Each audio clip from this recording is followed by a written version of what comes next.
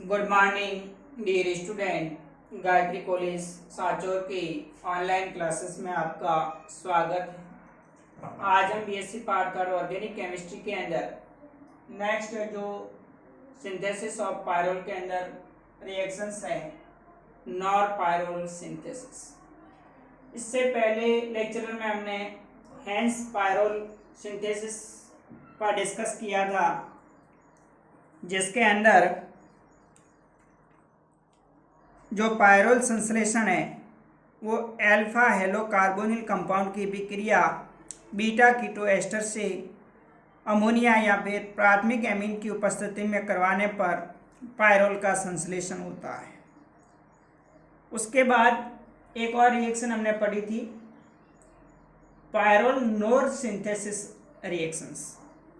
यहाँ पर अपन पढ़ रहे हैं नोर पायरोल सिंथेसिस, और इससे पहले जो हमने डिस्कस किया था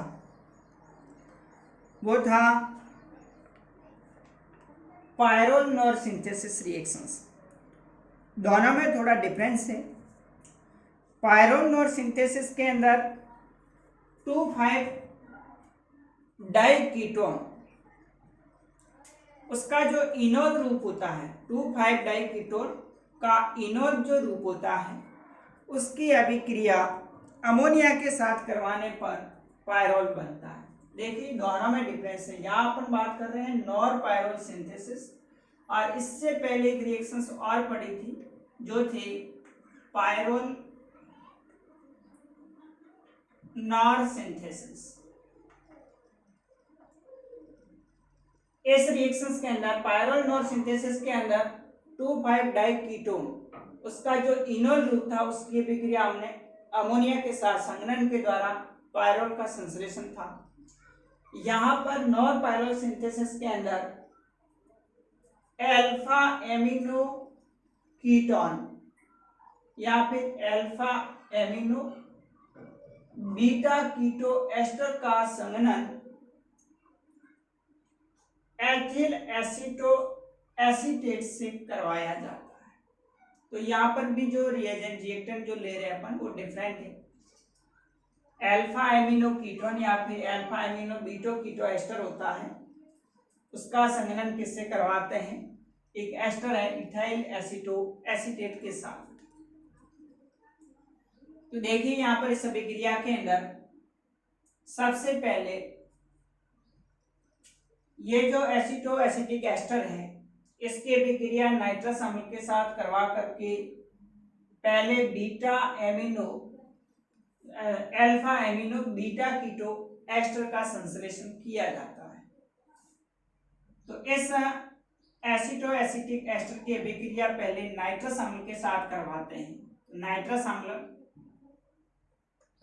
HNO2 के साथ अभिक्रिया करवाएंगे तो यहाँ से अल्फा कार्बन से एक H2O मॉलिक्यूल निकल जाएगा, NO समूह CH के साथ में जुड़ जाएगा। उसके बाद में फिर जिंक और एसिटिक एसिड की उपस्थिति में इसका अपचयन करवाया जाता है। तो 4H में से 2H नाइट्रोजन के साथ जुड़ करके NH2 बना लेंगे और 2 हाइड्रोजन परमाणु ऑक्सीजन के साथ जुड़ करके H2O बना लेते हैं। तो यहाँ पर अपचयन द्वारा अल्फा एमिनो बीटा कार्बन पर कीटोन ग्रुप जुड़ा हुआ है, C double bond O CO समूह है, तो alpha amino beta keto ester बनता है। तो सबसे पहले इस एसिटो एसिटिक एस्टर का नाइट्रस अम्ल की उपस्थिति में अभिक्रिया द्वारा नाइट्रिक ऑक्साइड का एस्टर बनेगा, जिसका जिंक एसिटिक एसिड की उपस्थिति में अपचयन से alpha amino beta keto ester बनाया जाता है। अब ये जो alpha amino beta keto ester है इसकी जो इनोल फॉर्म होगा उसको एसिटिक एस्टर यानी इथाइल एसीटेट जो होता है उसके साथ एसिटिक एसिड की उपस्थिति में गर्म करने पर प्रतिस्थापित पायरोल का संश्लेषण होता है। तो देखिए यहाँ पर जो alpha amino beta keto ester है उसका इनॉल फॉर्म लेते हैं, वो कीटो फॉर्म है। कीटो फॉर्म जो होता है उसका जैसे C डबल बॉन्ड O है यहाँ पर, तो यहाँ से एक हाइड्रोजन परमाणु ऑक्सीजन के साथ में जुड़कर के OH बना देता है, CH3COH double bond C COOC2H5 और NH2। तो यहाँ से ये जो हाइड्रोजन परमाणु होता है अल्फा कार्बन परमाणु पर, ये अल्फा कार्बन परमाणु पर उपस्थित हाइड्रोजन परमाणु O के साथ जुड़कर के कीटो फॉर्म से इनॉल फॉर्म बना देता है। यह है enol form alpha amino beta keto ester का। Alpha amino beta keto ester, इसकी विक्रिया एसिटो एसिटिक एस्टर के साथ में करवाते हैं, COOC2H5 CH double bond COH CH3। तो ये भी, इसका भी हम इनॉल फॉर्म लिया हुआ है एसिटो एसिटिक एस्टर का। तो देखिए यहाँ पर क्या होता है कि यहाँ से एक अणु H2O का रिमूव हो जाता है, कार्बन कार्बन के बीच में बन जाएगा। उसके बाद में एक यहाँ से भी H2O अणु रिमूव हो जाएगा। एसिटिक एसिड की उपस्थिति में जब हीट करेंगे तो 2 अणु H2O के रिमूव हो जाएंगे और साइक्लिक रिंग बन जाएगी कार्बन कार्बन, और NH समूह है वो उस कार्बन के साथ में जुड़ जाएगा। उसके बाद अम्लीय जल अपघटन करवाते तो आप देख रहे हैं इस कार्बन पर भी एस्टर समूह जुड़ा हुआ है, इस कार्बन के साथ में भी एस्टर समूह जुड़ा हुआ है। तो अम्लीय जल अपघटन के अंदर एथेनॉल का एक अणु और इधर से भी C2H5OH एथेनॉल का दूसरा अणु, 2 अणु एथेनॉल के बाहर निकल जाएंगे और एस्टर है वो किस में कन्वर्ट हो जाएगा, एसिड के अंदर। फिर आगे इसको हीट करेंगे तो एक अणु यहाँ से CO2 का और दूसरा अणु यहाँ से CO2 का निकल करके एक प्रतिस्थापित पायरोल का संश्लेषण होता है। तो यहाँ पर आप देख रहे हैं 2,4-डाइमेथिल पायरोल बनता है। तो इस प्रकार से नॉर पायरोल सिंथेसिस के द्वारा पायरोल प्रतिस्थापित उत्पाद प्राप्त कर सकते हैं। एक बार पुनः देख लीजिए, सबसे पहले जो एसिटो एसिटिक एस्टर होता है उसके नाइट्रस अम्ल के साथ अभिक्रिया करवा करके beta amino alpha amino beta keto ester प्राप्त करेंगे। उसकी अभिक्रिया वापस एसिटो एसिटिक एस्टर के इनॉल फॉर्म और alpha amino beta keto ester उसका इनॉल फॉर्म, वो आपस में एसिटिक एसिड की उपस्थिति में अभिक्रिया करेगा। तो इस प्रकार से साइक्लिक कंपाउंड बन जाएगा पायरोल का डेरिवेटिव। फिर इसका अम्लीय जल अपघटन करेंगे तो एस्टर से वापस एसिड और इसको हीट करके यहाँ से CO2 अणु 2 निकल करके 2,4-डाइमेथिल पायरोल बन जाएगा। और पायरोल सिंथेसिस में हमने पढ़ा था कि इसमें 2,5-डाइकीटोन उसका अमोनिया के साथ में वो भी इनॉल फॉर्म लेते हैं, जो अमोनिया के साथ में संघनित होकर के पायरोल का संश्लेषण करेगा, उसको हम पायरोल सिंथेसिस रिएक्शन कहा जाता है।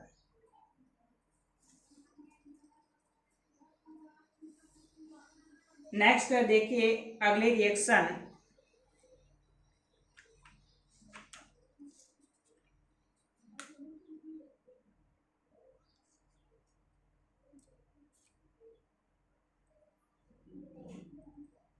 अमोनियम म्यूसेट से।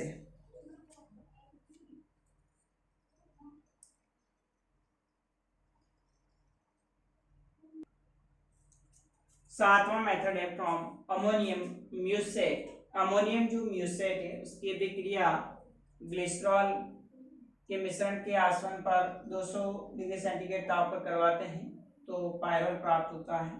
देखिए अमोनियम जो म्यूसेट होता है, ये जो अमोनियम म्यूसेट है CHOH CHOH CHOH CHOH, फिर इस कार्बन से आगे COONH4 प्लस और इस कार्बन से भी आगे COO माइनस NH4 प्लस। इसका ग्लिसरॉल के साथ में आसन कराया जाता है 200 डिग्री सेंटीग्रेड ताप पर, तो पायरोल बनती है प्लस 4 मॉलिक्यूल CO2 के प्लस 8 मॉलिक्यूल H2O के निकल जाते हैं। तो ये फ्रॉम अमोनियम म्यूसेट के द्वारा भी पायरोल का संश्लेषण होता है। देखिए इसमें क्या होता है कि ये जो म्यूसेट है ammonium म्यूसेट CH COH CH OH CH OH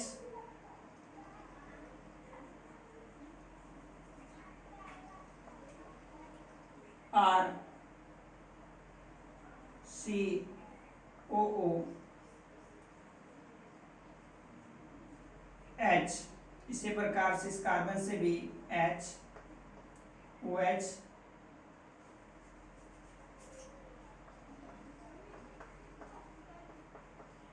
COOH, यानी जो ये अमोनियम म्यूसेट होता है जब इसको हीट करते हैं तो यहाँ से अमोनियम जो आयन है वो NH3 के रूप में 2 अणु इसके रिमूव हो जाएंगे और एक एक हाइड्रोजन परमाणु उसके साथ में जुड़ करके COOH में कन्वर्ट हो जाता है।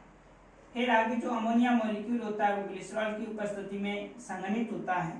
तो संघनन के द्वारा आप देख रहे हैं इस तरह से एक अणु H2O का और 2 अणु H2O का बाहर निकल के NH समूह है वो इस कार्बन के साथ में जुड़ जाता है।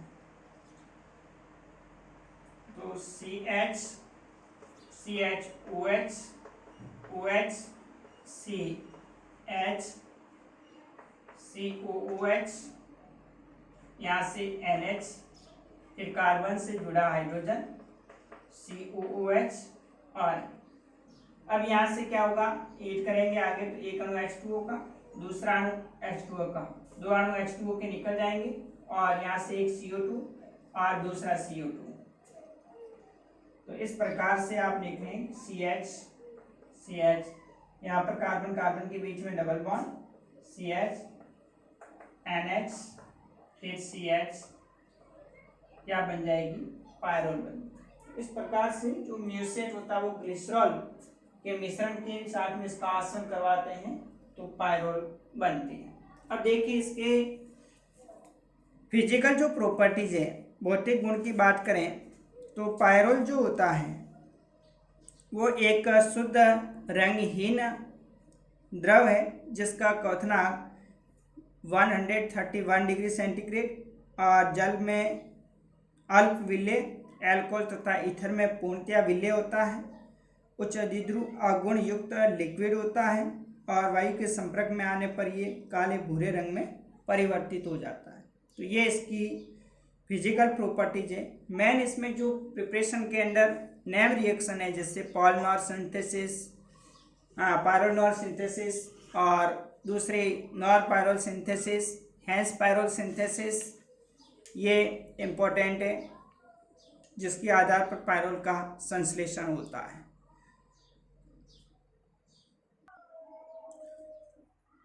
फिजिकल प्रॉपर्टीज में कलरलेस लिक्विड है, क्वथनांक 131 डिग्री सेंटीग्रेड, जल में अल्प विलेय, अल्कोहल और ईथर में पूर्णतया विलेय है, उच्च द्विध्रुव आघूर्ण 1.80 डिबाई युक्त लिक्विड है और वायु के जब संपर्क में आता है तो काले भूरे रंग में परिवर्तित हो जाता है।